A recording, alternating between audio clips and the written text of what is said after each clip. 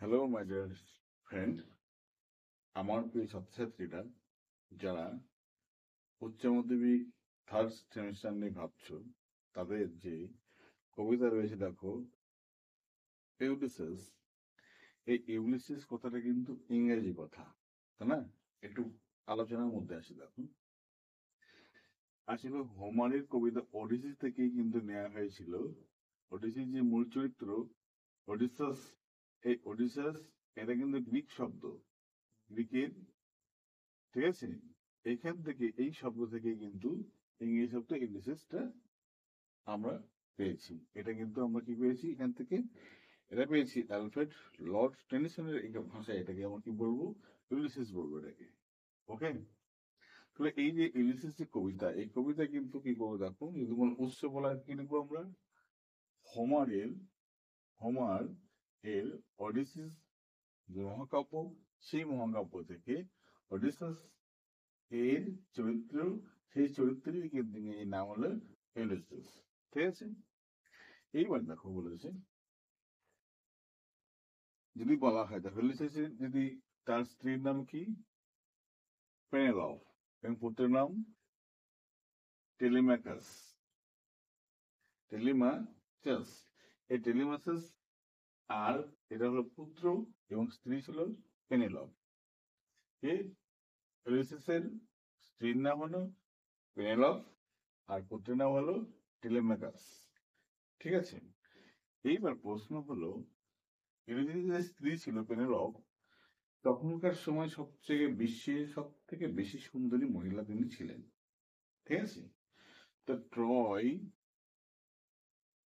রাজা ট্রয় কি করেছিল, তাকে নিয়ে গেছিল, এবার অপহরণ করে নিয়ে গেছিল। এবার অপহরণ করে নিয়ে গেছিল না তাকে তার সঙ্গে কোনো সম্পর্ক ছিল, এই বিষয়ে কিন্তু ডিবেটের প্রশ্ন এটা কিন্তু। ঠিক আছে?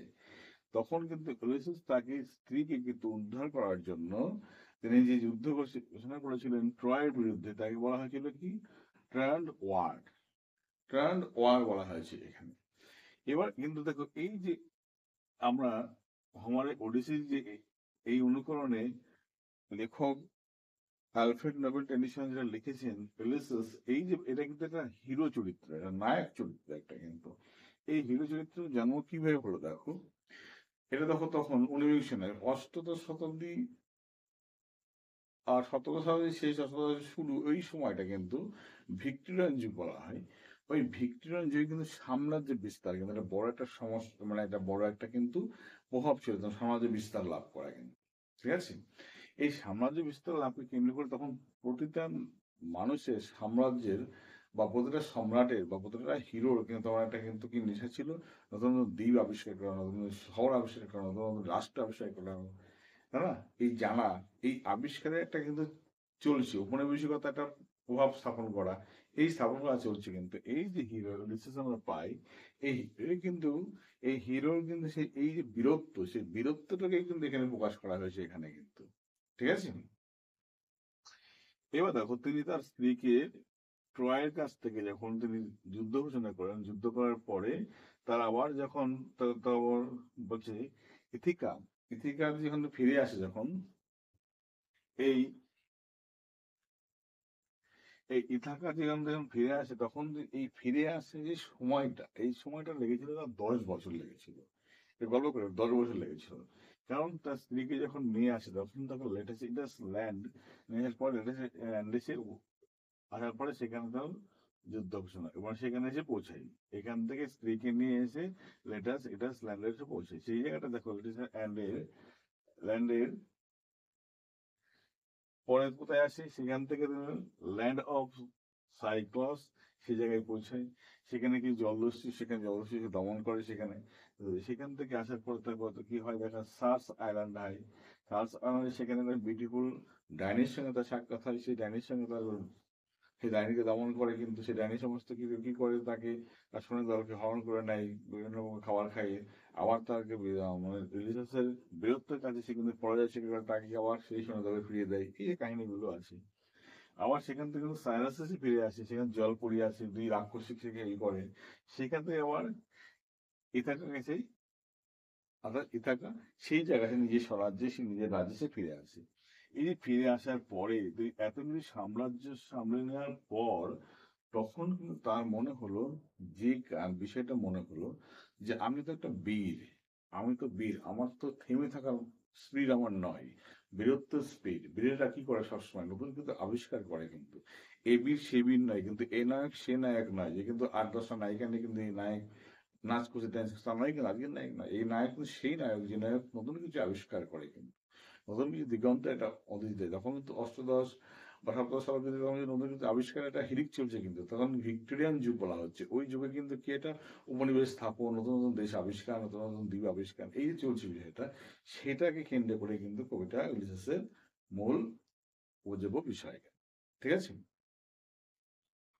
তো ও কি বলছে এখানে, এখানে রাজা কিন্তু নিজে এখানে কথা বলছে কিন্তু, ঠিক আছে? ব্ল্যাঙ্ক ভার্স লেখা মানে, ব্ল্যাঙ্ক ভার্স মানে হলো অর্থাৎ ছন্দের কোনো মিল থাকবে না, ঠিক আছে? অমিল ছন্দে লেখা এটা, তাই বলছি ব্ল্যাঙ্ক ভার্স। কি বলছে এখানে দেখো, রাজা নিজে বলছে জায়গাটাই, it little profit that an idle king, বলছে একটা আইডল কিং মানে, আইডল মানে কি জানি, অলস রাজা। অলস মানুষ কখন হয়? যখন বার্ধক্য নেমে আসে তখন কিন্তু অলস হয়ে যায়। তো এখানে বার্ধক্য বলছে যে এরা বার্ধক্য রাজার পক্ষে কিন্তু এটা কিন্তু খুব প্রফিটের জায়গা খুবই কম, কারণ তার বার্ধক্য নেমে এসছে, সে কিন্তু লাভের জায়গাটা কিন্তু খুব পারবে না। কারণ কিভাবে পারবে না? By the still hearth hearth এমন দিস বারেন ক্র্যাকস, বলছে বাই দিস, ওই সময়ে স্টিল হার্ট মানে চুল্লি বা চুলা, এই চুলার আশপাশে থাকে, শীত প্রধান দেশে চুলা থাকবেই।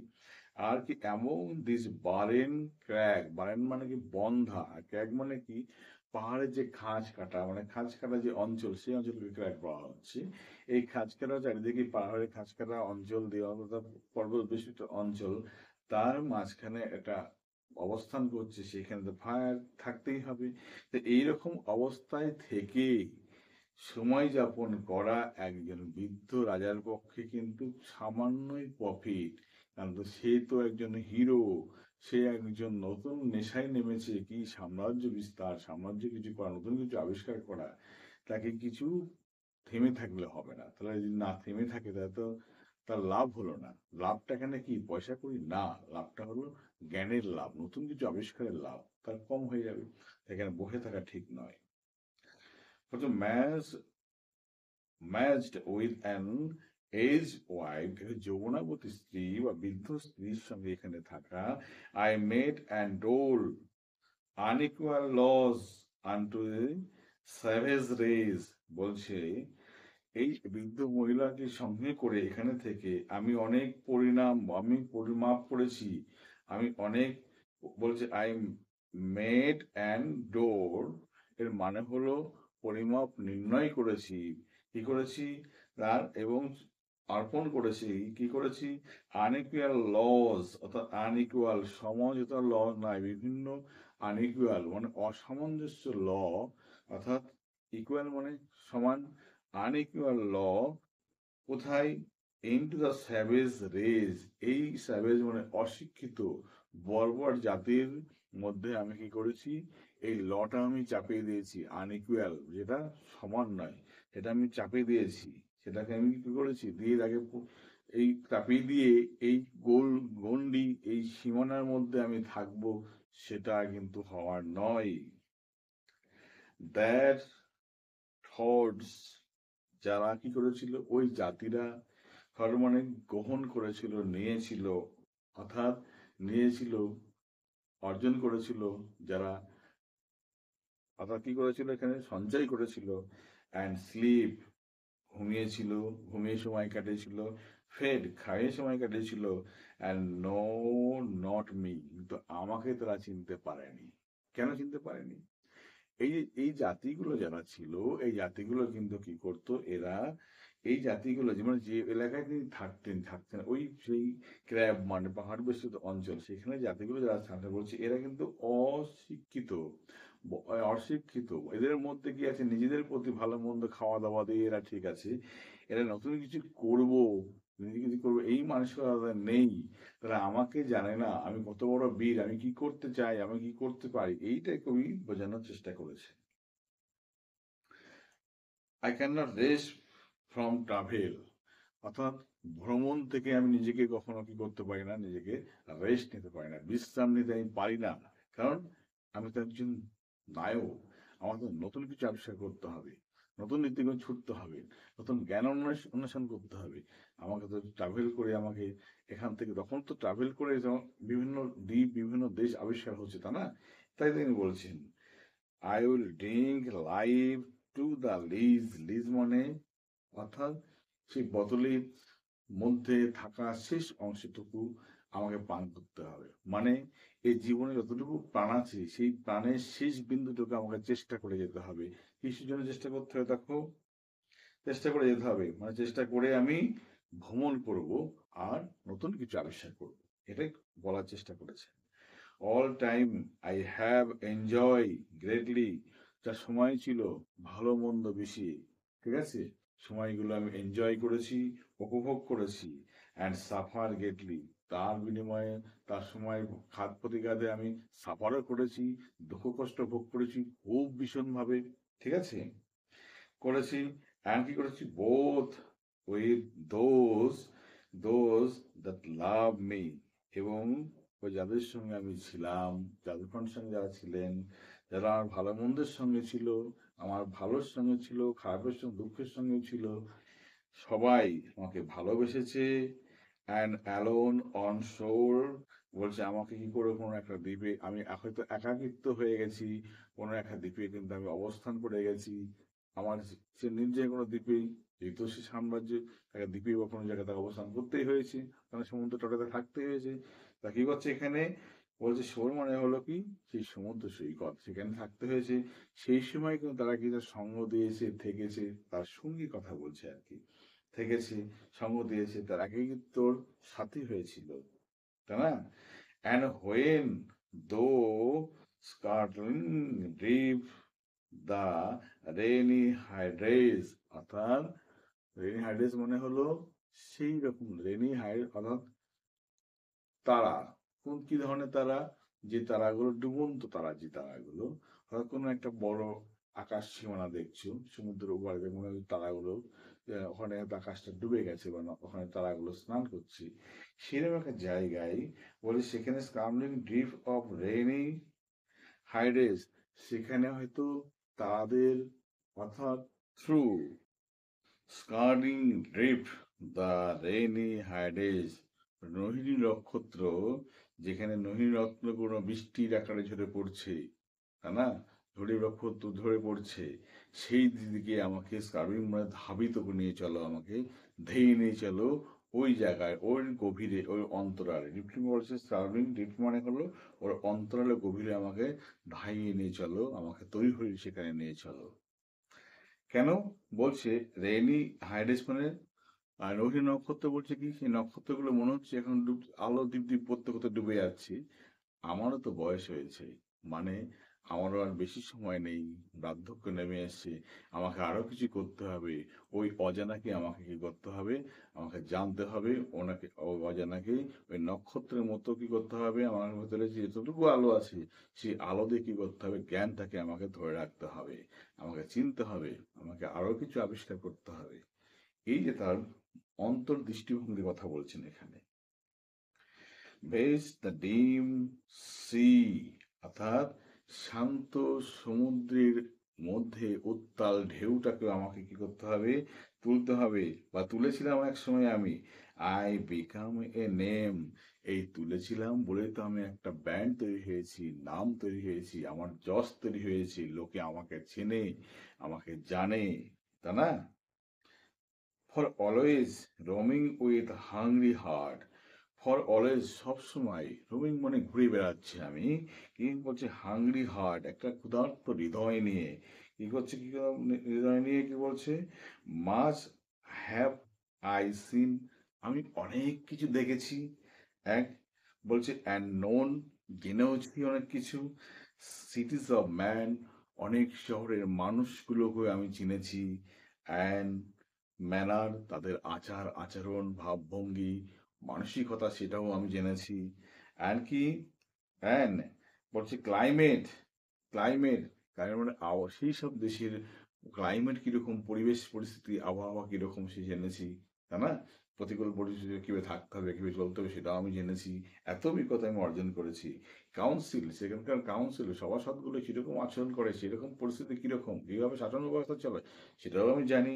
গভর্নমেন্ট অর্থাৎ সরকার, সেখানকার সরকার কিরকম, গণতান্ত্রিক, একতান্ত্রিক, ডেমোক্রেসি, যা কিছু হোক না কেন, এত রকম এই যে সরকারি মানসিকতা, সেখানকার গভর্নমেন্ট কেমন সেটাও আমি জেনেছি। মাইসেলফ নট লিস্ট, কিন্তু এতেও বলছে মাইসেলফ নট লিস্ট, আমাকে কিন্তু সেখানে কম মূল্য দেওয়া হয়নি, বুঝেছো? But honoured of them all, সেখানে আমাকে কম মূল্য দেয়নি কেউ, সবাই আমাকে সম্মান করেছে, সবাই। অর্থাৎ যেখানে যেখানে আমি পদার্পণ করেছি, সেখানে সেখানে আমার মূল্যটা কিন্তু কম ছিল না, তাই না? বাট মাইসেলফ নট লেসড, আমার মূল্য কিন্তু সেখানে কম ছিল না। এবং কি বলেছে দেখো, but honoured of them all, সবাই কিন্তু আমাকে সম্মানও আমাকে করেছে কিন্তু সেখানে। And drunk delight of battle with my peers, peer মানে সঙ্গী সাথী, আমার সহযোদ্ধাদের সঙ্গে কিন্তু আমি, বলে ব্যাটেল অফ বলছে, drunk delight of battle with my peers, অর্থাৎ পেয়ার্স মানে সঙ্গী সাথীদের সঙ্গে আমি যে যুদ্ধক্ষেত্রে জিতেছি, সেই যুদ্ধক্ষেত্রে জেতার যে তৃপ্তি, সেই তৃপ্তি কিন্তু আমি ওদের সঙ্গে ভাগাভাগি করে নিয়েছি, এনজয় করেছি, উপভোগ করেছি কিন্তু সেটা আমি।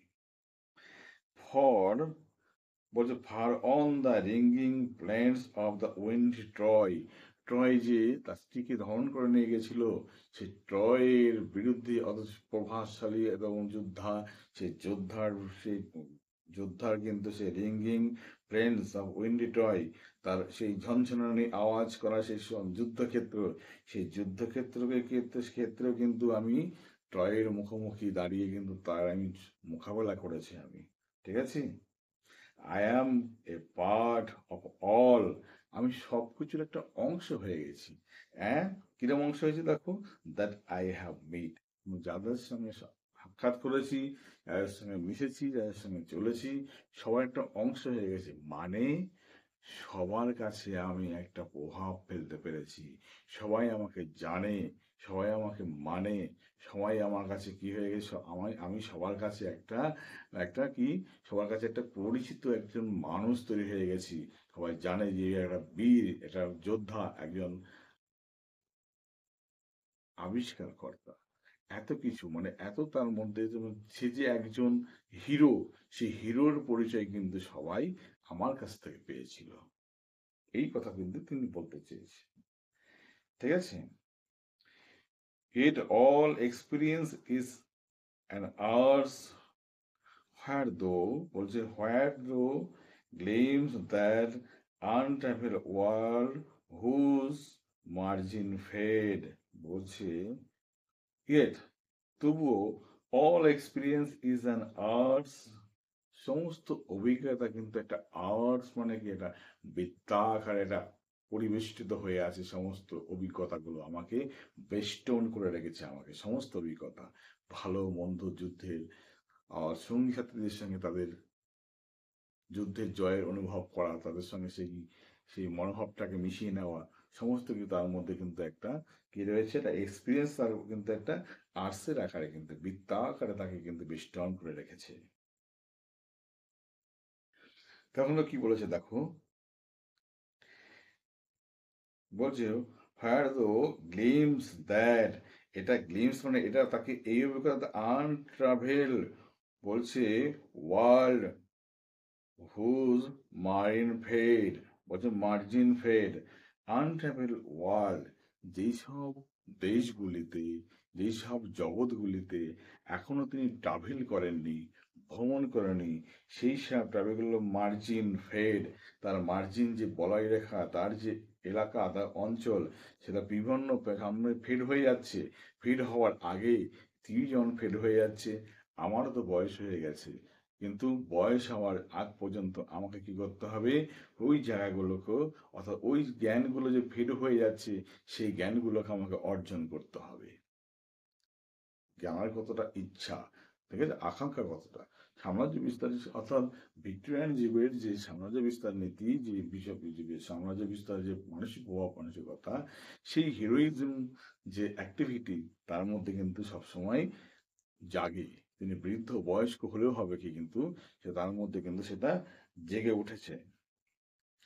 For ever, for ever when I move, বলছি ফর এভার অ্যান্ড, বলছে for ever and for ever when I move, how dull it is pause to make an end. বলছি ফর এভার, সারা জীবনের জন্য, for ever when I move, আমি যখনই কোনো movement নেব, যখনই আমি ঘুরবো ফিরবো, যখনই আমি কোনো গতিবিধি বা যখনই আমি কোনো স্টেপ নেব, আমি কোনো কিছু অভিযান শুরু করব, আমি কোনো অভিযান শুরু করবো, মুভ বলতে এখানে বলছে অভিযান শুরু করা উচিত আমার, বা তুমি সবসময় যখন থাকবো তখন অভিযান আমার করতেই হবে। How dull it is two pause, ভাবো তো কতটা পজ, যদি পজ থেমে যায় কতটা নির্বোধের মতো কাজ হবে। কারণ কারণ আমার মতো বীরের কাজ হলো জানা, আবিষ্কার করা। আমি যদি থেমে যাই তাহলে কি হবে, আমার কিন্তু সেই কাজটা কিন্তু থেমে গেল, তাহলে আবিষ্কারের কাজটা কিন্তু আমার কাছে অধরা থেকে গেল। আমাকে কি জানতে হবে, আমাকে কি করতে হবে, সেই অঞ্চল, যে অঞ্চলগুলো, যেই জায়গাগুলো, যে বিষয়গুলো আমার কাছে এখনো অধরা, সেগুলোকে আমাকে কি করতে হবে, আয়ত্ত আনতে হবে। কারণ আমার পদচিহ্ন, আমি তো একটা বীর, সবার কাছে রেখে যেতে হবে, যেন আমি চলে গেলেও, মারা গেলেও বীরের কথা যেন কেউ না ভোলে, সেই এক বিষয়টা। টু মেক অ্যান এন্ড, যদি জীবনটা আমি এখানেই আরাম বিলাসী কাটিয়ে দিই, এন্ড করে দিই, শেষ করে দিই, তাহলে কতটা নির্বোধের মতো কাজ হবে। এই কাজ কিন্তু আমি করতে পারবো না। কেউ বলছে এটা, অর্থাৎ ইউলিসিস এই প্রতিজ্ঞাবদ্ধ হয়েছেন। বলেছে to rust unburnished, not to shine in use. Unburnish অর্থাৎ যেসব জিনিসের, যেসব অস্ত্রের, যেসব কোনো কিছুর যা আনবার্নিশ মানে যা ধান নেই, যা বোদা হয়ে গেছে, যদি রাস মানে কি, যদি সেগুলোকে চকচক রাস ধান না দিই, ব্যবহার না করি, সেটা কি হয়ে যাবে, বলছে not to shine in use, অর্থাৎ সেটা ব্যবহারে কিন্তু সেটা চকচক করবে না, অপব্যবহারে কিন্তু সেটা চকচক করে না। অর্থাৎ আমার কি করতে হবে, জানার নেশা, অর্থাৎ আমার এই সাম্রাজ্যবাদী মানসিকতা, আমার যে পাড়ি দেওয়ার স্বপ্নটা, আমার বীর, আমাকে একা থেমে থাকলে হবে না, আমাকে কিছু করতে হবে, এই যে মানসিকতা, এটা যদি আমার মনে হচ্ছে, যদি আমি শেষ হয়ে যাই, স্তব্ধ হয়ে যাই, থেমে যাই, তাহলে এটা নির্বোধের মতো কাজ হবে। তাহলে কি হবে, অস্ত্র যদি ভোঁতা হয়ে যায়, সেই ভোঁতা অস্ত্র দিয়ে সংগ্রাম করা কখনো যাবে না। অর্থাৎ আমার জ্ঞানের প্রদীপটাকে জ্বালিয়ে রাখতে হবে, তাহলে কি হবে, আমি অবশ্যই সেটা কি করতে পারবো, কাজে লাগাতে পারবে, ইন ইউজ মানে কাজে লাগাতে পারবে, ব্যবহারযোগ্য হয়ে উঠবে। As though to breathe war life, যতক্ষণ নিঃশ্বাস, প্রাণ নিঃশ্বাস আমি নিচ্ছি, লাইফ জীবনটা আছে, টিকে আছে, তাই না, জীবনটা যতটুকু আমার টিকে আছে, লাইফ পাইল অন লাইফ, আমি দেখেছি, অর্থাৎ জীবনের উপর জীবন, হত্যাকাণ্ড, কত কিছু আমি দেখেছি।